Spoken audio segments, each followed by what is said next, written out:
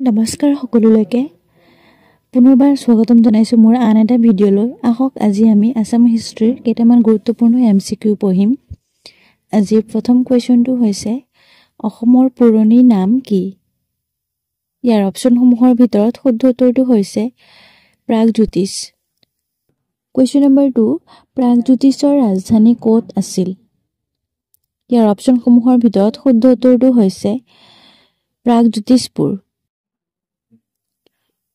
Next question, Tai আৰু আহোম ভাষাৰ শব্দ আসামৰ অৰ্থ কি?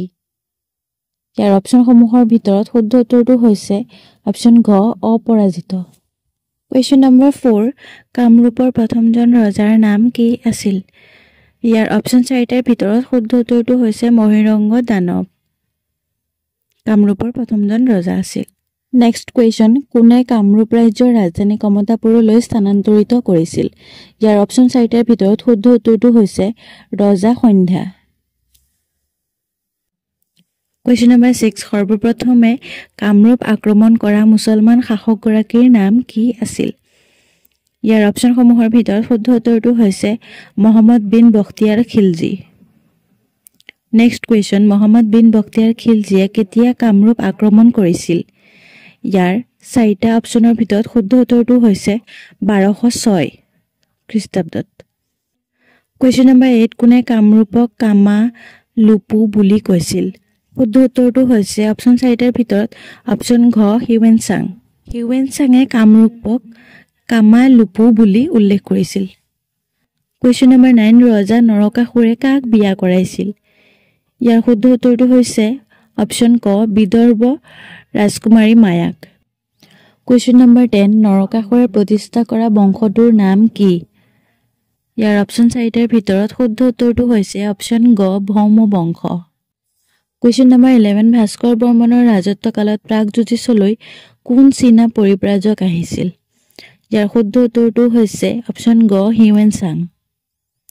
Next question, হিউৱেনচাং কোন দেশৰ পৰিব্ৰাজক আছিল? ইয়াৰ 4টা অপচনৰ ভিতৰত শুদ্ধ উত্তৰটো হৈছে অপচন ঘ চীন। চীন দেশৰ পৰিব্ৰাজক আছিল। Question number 13, ভাস্কৰ বৰ্মনৰ ৰাজত্বকালত নালন্দা বিশ্ববিদ্যালয়ৰ অধ্যক্ষ কোন আছিল? ইয়াৰ অপচনসমূহৰ ভিতৰত শুদ্ধ উত্তৰটো হৈছে অপচন গ শিলভদ্ৰ। Question number 14, হৰ্ষবৰ্ধন আৰু ভাস্কৰ বৰ্মনৰ মাজত বন্ধুত্ব স্থাপন কৰা কটকীজনৰ নাম কি? ইয়াৰ অপচনসমূহৰ ভিতৰত শুদ্ধ উত্তৰটো হৈছে অপচন খ হংসবেগ।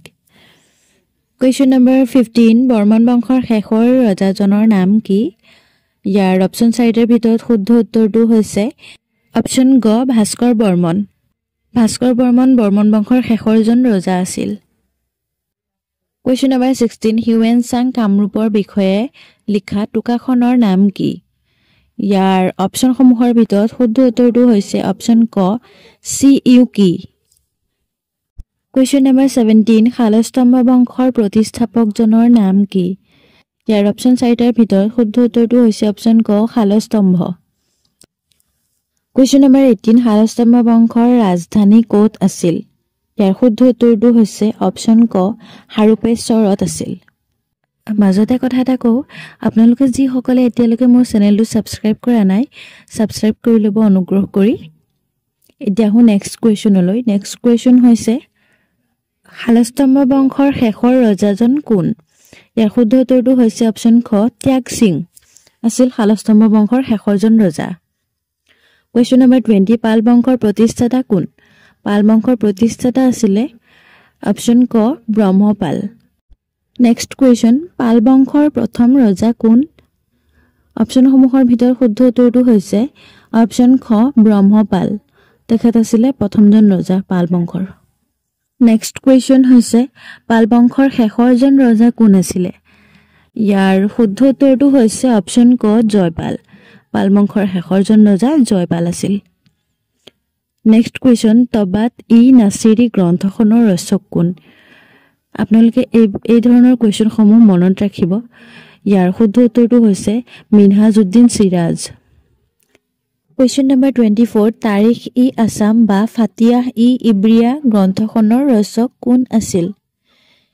ইয়াৰ শুদ্ধ উত্তৰটো হৈছে চিহাবুদ্দিন তলিছ। চিহাবুদ্দিন তলিছে ফাতিয়াহ-ই-ইব্ৰিয়া নামৰ গ্ৰন্থখন ৰচনা কৰিছিল। মনত ৰাখিব আপোনালোকে। ধন্যবাদ।